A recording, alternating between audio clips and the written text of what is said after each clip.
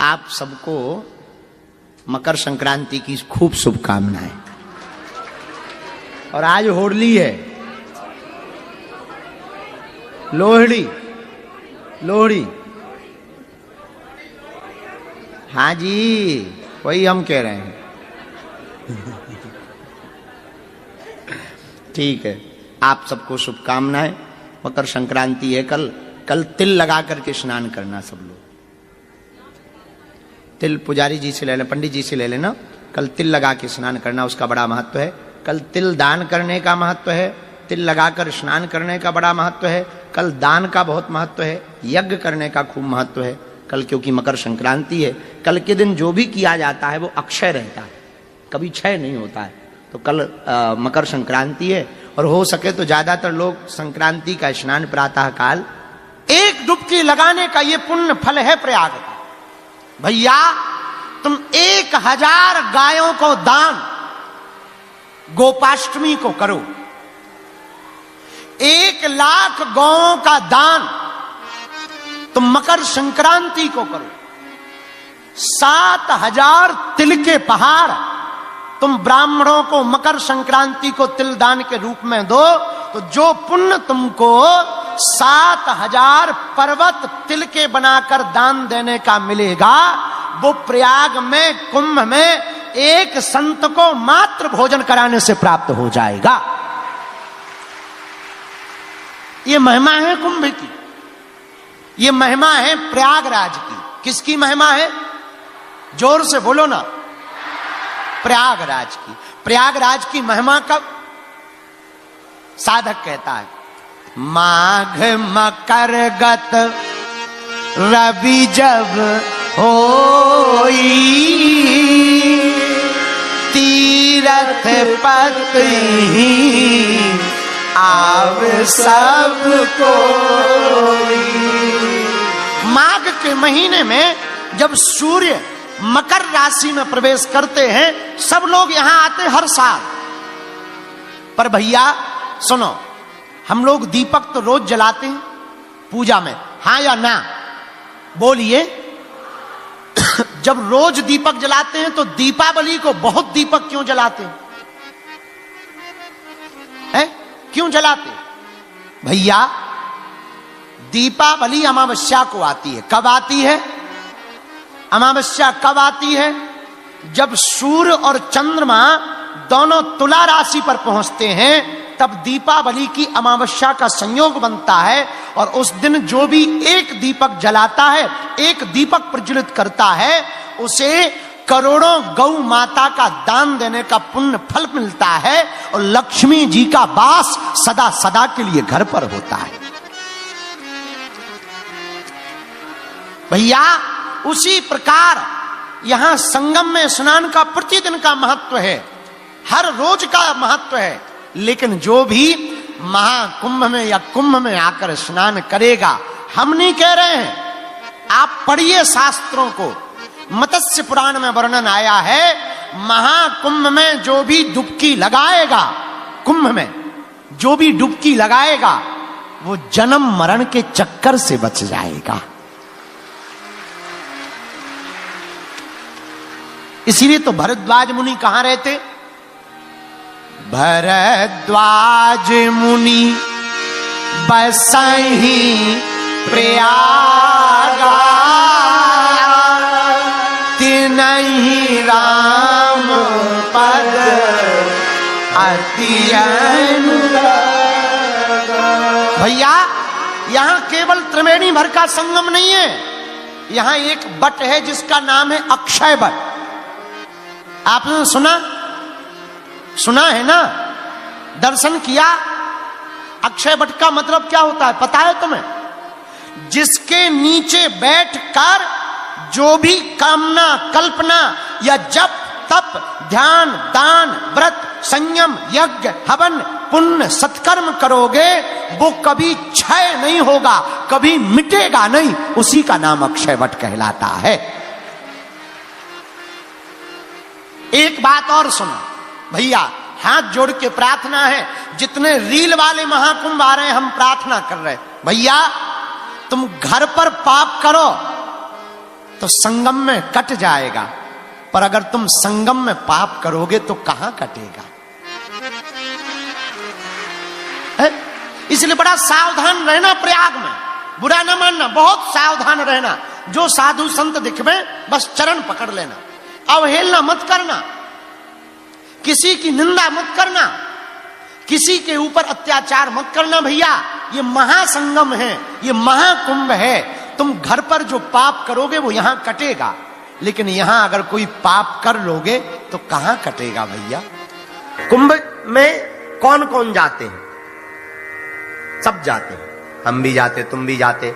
अमलात्मा, बिमलात्मा, महात्मा, ऋषि, मुनि, तपस्वी, जोगी, तपी, ध्यानी, ज्ञानी, सिद्ध, संत, गृहस्थ, फक्कड़, अघोरी, अवधूत, सब जाते हैं। तो क्या कुंभ जाने का कोई महत्व है? हाँ, जिस दिन स्नान का पर्व होता है उस दिन सब देवता वहां स्नान करने इसलिए आते हैं क्योंकि जो भी स्नान करते समय मनोरथ किया जाता है वो पूर्ण हो जाता है और अमृत तत्व की उपलब्धि होती है। इसलिए कुंभ के स्नान की महिमा। हम अभी आज कोई सहाबुद्दीन साहब है, उन्होंने हम पर बयान दिया कि बागेश्वर बाबा तो अक्सर हम लोगों को ही टारगेट करते हैं। ये उल्लू है।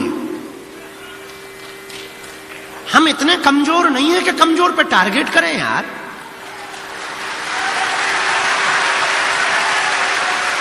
हमारी आंखें में इतनी कमजोर नहीं है। सहाबुद्दीन साहब, हम अपने पवित्र मुंह से नाम भी ले रहे हैं, बस ये कृपा समझो।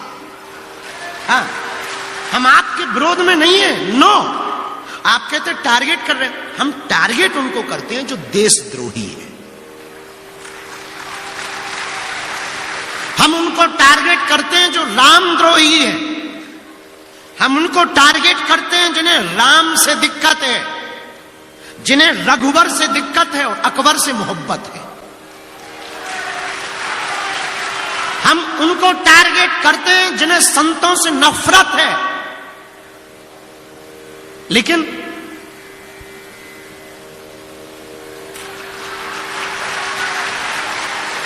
बुरा मत मानिए, और हां, भूल कर भी आप हमको छेड़ना मत, हम छोड़ेंगे नहीं आपको।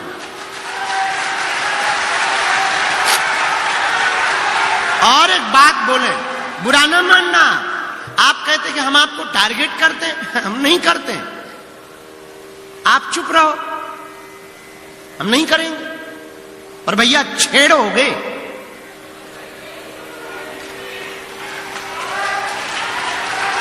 दूसरी बात हम बिल्कुल भी, और एक बात बोले, बुरा तुम्हें बुरा लग जाए तो लग जाना यार, 2 रोटी कम खाना। अपन तो इडली खाएंगे आज और पनीर खाएंगे, तुम मत खाना। हाँ, आपको कह रहे हैं हमारा सनातन धर्म कितना अद्भुत है, हमें गर्व है। I proud of you Indian and I proud of you Sanatan. हमें गर्व इस बात पर है कि तुम्हारे मजहब में आज तक स्त्रियों को मस्जिदों में तुम प्रवेश नहीं करवा पाए, और हमारे यहां तो बगल में बैठ करके मां से संबोधित किया जाता है।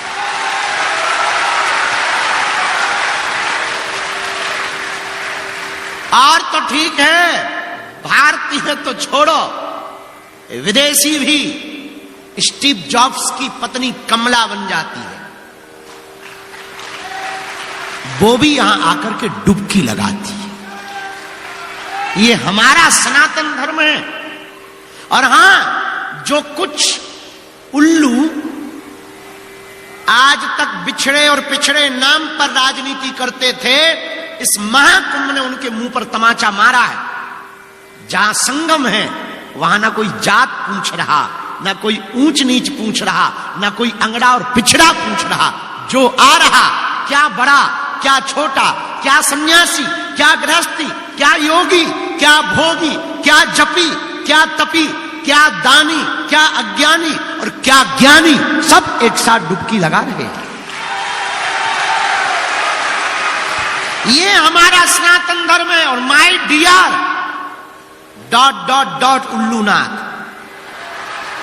हमने किसी का नाम नहीं लिया, हम पे FIR नहीं बनती, हमने नाम ही नहीं लिया। बाकी जो समझ गए तो वो बात अलग है। अगर तुम्हें दिक्कत हो साहबुद्दीन साहब, हमारा वीडियो मत देखना। तुम ये तो, हाँ हम हिंदू मुसलमान भी नहीं करते, हम तो हिंदू हिंदू करते हैं। हाँ क्या बोल रहे थे? 2 मिनट का टाइम निकाल के महाकुंभ में आप जरूर आइए। घर वापसी ना कर लें तो कहना।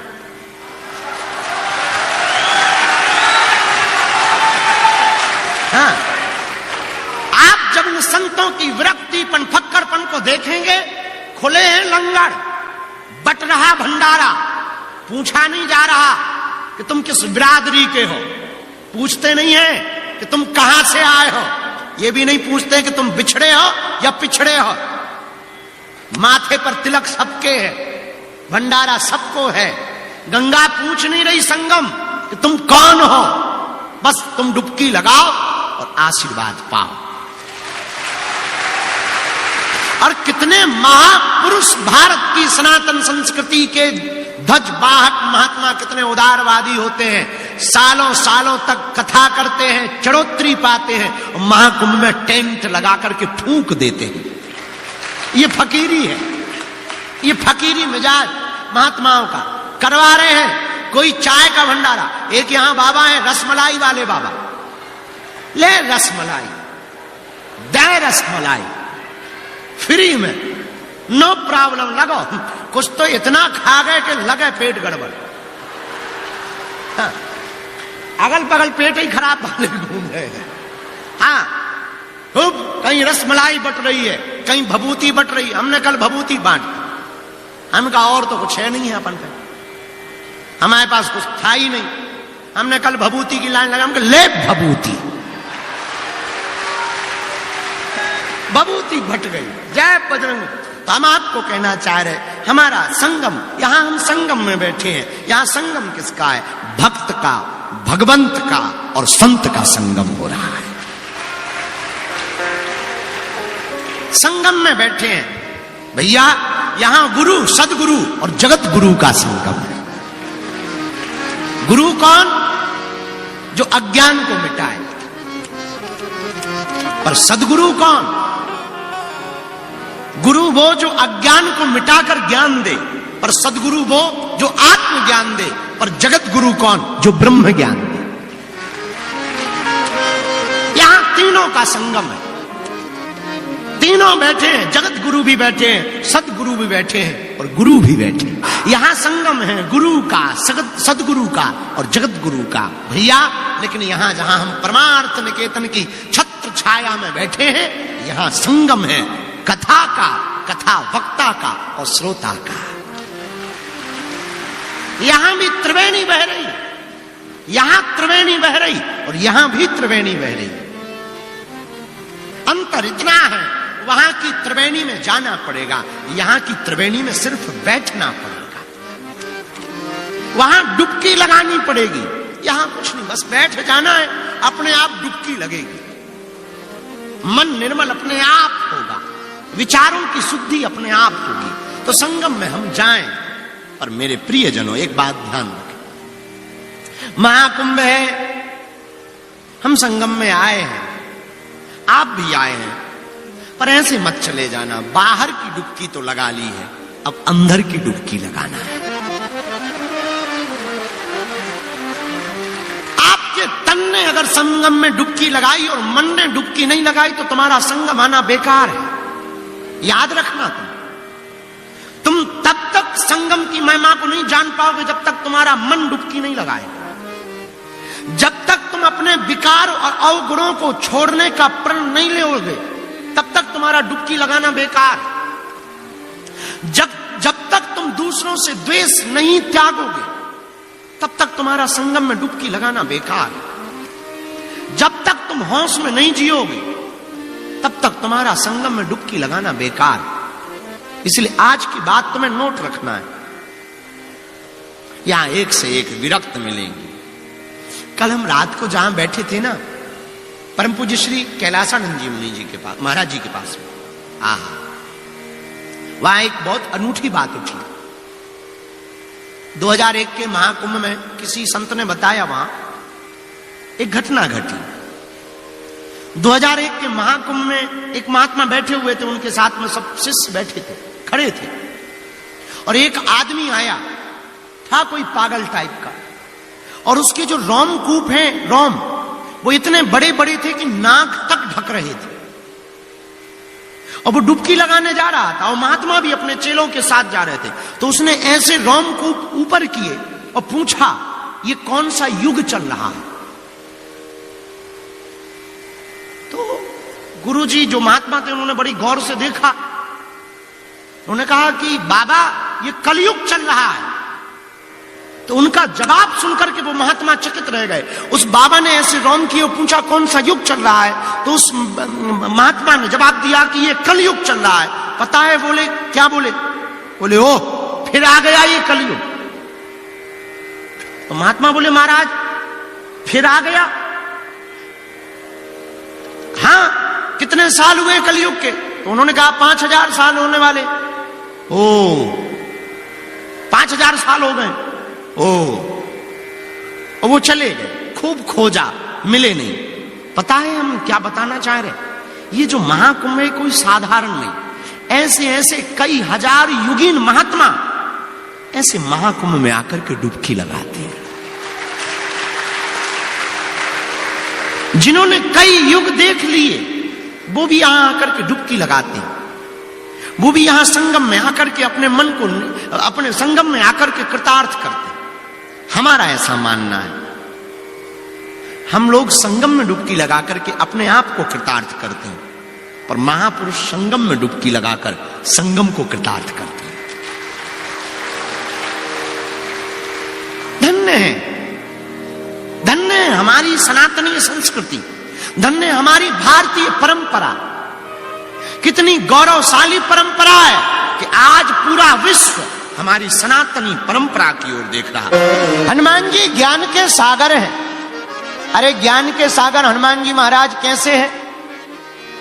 ज्ञानी नामाग्रगण्यम, इतना ज्ञान हनुमान जी के पास कि ज्ञानियों में सबसे श्रेष्ठ हो गए।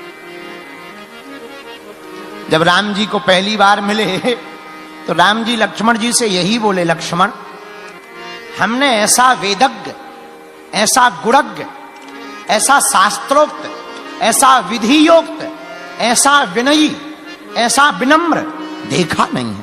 जरा तुम देखो तो, इनसे बात करो तो ऐसा लग रहा कि कोई बहुत ज्ञानी हो। अगर शास्त्र की बात करो तो लगता है कि बड़े शास्त्रों को लाखों बार पढ़ रखा हो। वेदों की बात करो तो शाश्वर वेद की ऋचाएं बोल रहे। स्वभाव देखो इतना विनम्र, भाव देखो इतना अच्छा।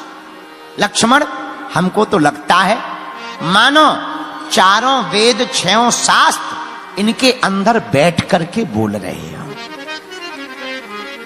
ऐसा राम जी ने लक्ष्मण जी से कहा श्री हनुमान जी के लिए। तुलसीदास जी ने लिखा, जय हनुमान ज्ञान गुण सागर, जय कपीस